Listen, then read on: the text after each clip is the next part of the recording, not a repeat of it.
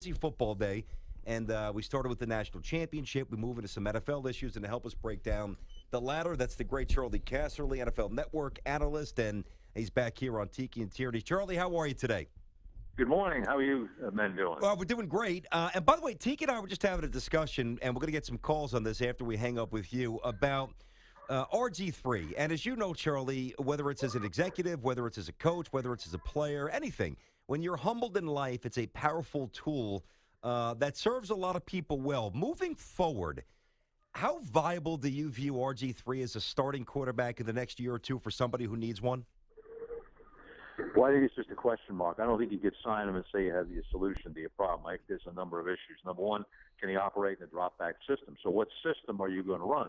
Now, if you're going to run a Cam Newton system that they do in Carolina, that to me is the closest system that I think you can look at for him to reasonably predict success, where they have a very creative running game. They got the read option in there. Now, Cam Newton's a different guy running the read option than Griffin, because Griffin isn't nearly as big and he's not as durable. Yeah. Okay.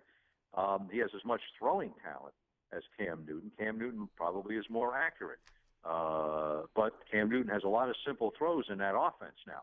One read and get it out there. So I think it's the system he goes in, and then you have to look at the durability. So I don't think you can sign him and say you've got a solution to your problem.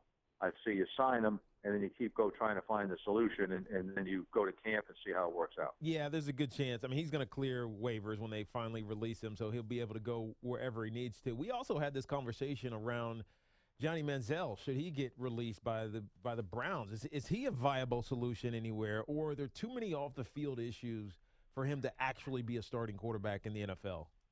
Well, I would not have taken him where they took him. To me, he was a gamble pick when you took it. He's a bonus pick. You take him in a spot in the draft where you don't think it's going to hurt you too much, or he's better than what else you're looking at that point in time, which clearly is not the first round. Okay, watching him play over the first 2 years, he's improved in his pocket presence. He's still not there. He can't go a game without multiple times just taking off and improvising and being Johnny Manziel. That's not going to ultimately win you games against good defenses. You've got to win from the pocket and then make some plays out of the pocket, like an Aaron Rodgers does.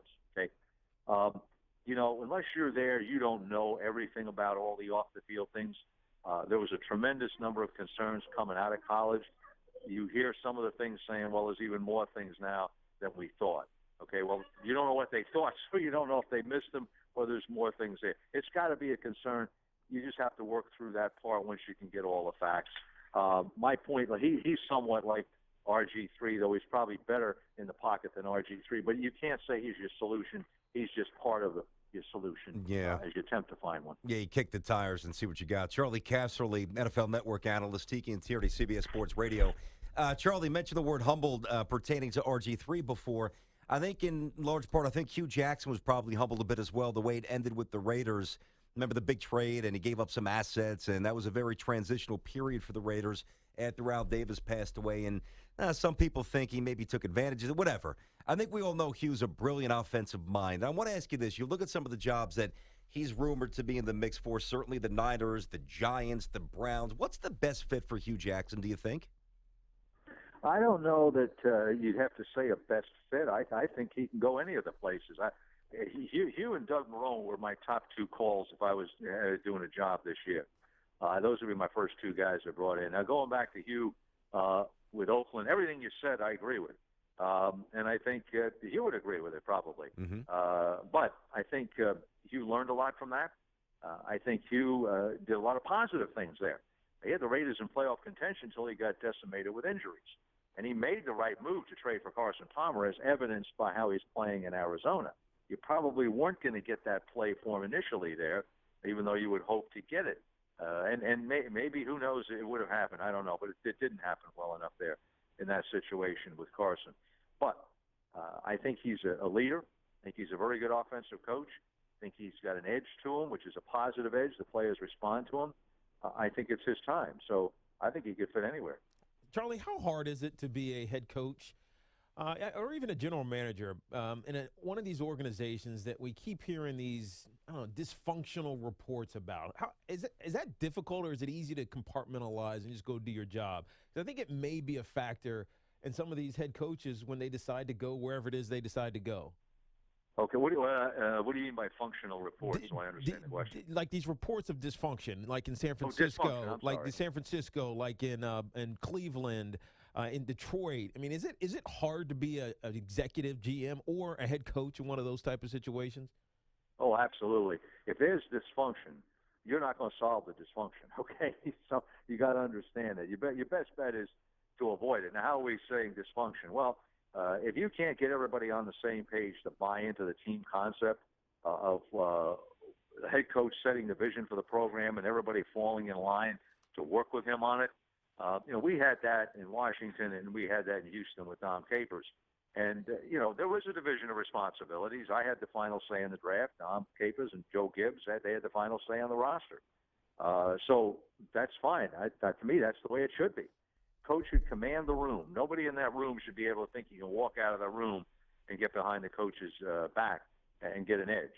So I strongly favor the coach having control of the roster. But it's a joint venture. You both got to work together on it. The roster, the trades, the draft, even though I had the final say in the draft, it was a collaborative effort. But somebody has to have the final say. Otherwise, you're gonna talk forever in these meetings, and you're never going to get anywhere, and there's no direction. Yeah. Charlie, let's get on the field for a second. What do you expect from Peyton Manning this weekend? How's he going to play? Oh boy, I don't know. Yeah. He came in, and you got, we got to be careful about coming off the bench. A lot of times you come off the bench, you get a spark. I'm watching the game at NFL Network, and I said, boy, he's got this offense rolling. He's handing it off. That's what he did. He got him going with the running game. Mm-hmm. Then he made some throws. So his best asset is he's playing the Steelers who can't defend people in the secondary. Yeah. And that's the best thing he's got going for him. But I got a feeling he's going to do pretty good. He had some really good games this year. And then when he got injured, he didn't play as well. And in the beginning, it wasn't as much him. It was the people around him. They were dropping balls. The running game wasn't going. Oh, he didn't play well, Charlie. Come on. He looked did bad. Play well. Listen, you got your opinion. I got my opinion. All right. Okay? I watched games where this guy played well, okay? And I also talked to coaches who said this guy played well, see?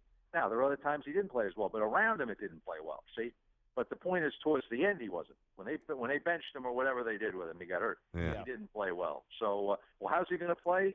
The running game's going. He'll feed off that. Yeah, I think that's the best way to look at it. I'm interested in your take, Charlie, in Vontaze Burfict. Because when you look at it, when you look at a guy like him, you have to have players like that who are, I don't want to say knuckleheads, but they're like knuckleheads, and they're emotional. They're aggressive, but they often feed success, especially on the defensive side of the ball. But now he's been suspended for 3 games. Is it fair, or is he just doing what he's supposed to be doing? Well, you're not supposed to be hitting the guy late in the head on an incomplete pass when you have the lead. Okay?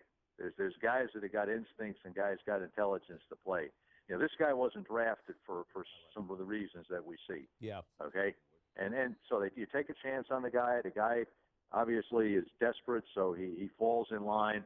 You give him a contract, and then you live with these things right here. It's tolerate till you can replace. Yeah. He definitely had a negative impact in the last minute of the game. He had a positive impact for most of it, but it's a 60-minute game. There's a lot of reasons they lost the game. He's one of them. All right, Charlie, we know you're doing something with Vizio. It's actually a pretty cool award, top value performer. Give us some of the names and what do you got going on with this, Charlie? Well, I'll tell you what. This is the Vizio award for TVP. Okay, it's the award that recognizes the player whose on-field performance most exceeds the value of their contract. It's the Top Value Performer Award. Here are the 5 nominees for 2015. Tyrod Taylor, quarterback, Stephon Diggs, wide receiver, Minnesota. Travis Benjamin, wide receiver, Cleveland. Devontae Freeman, running. Allen Robinson, wide receiver, Jacksonville. Now, fans can vote to determine the winner. They go to Vizio.com/TVP. That's Vizio.com/TVP. Vote now until January 19th. That's January 19th. Once again, Vizio.com/TVP. It's an interesting award. I might have to log on. I'm going to vote for Allen Robinson personally Charlie. It's got to be Tyrod Taylor. No, it's Robinson. Come on. Hey, we know it's not Peyton Manning, that's for sure, Charlie. Good. Yeah, Devontae Freeman, but he had all those touchdowns early, and then he kind of went quiet until the end. This is a good little Hey, debate. Charlie. I like this thing. Charlie, you know who's not going to win? Peyton. That's because he's got a big there's contract. No question that Peyton, even though I like some of the games he played, didn't live up to what he makes on his salary. Yeah, That's hey, for listen, sure. he's a legend. We're not trying to kick him as we all age. It is what it is. Charlie, good chat. We'll talk to you soon. Thank you very much. Hey, great to be with you now. All right.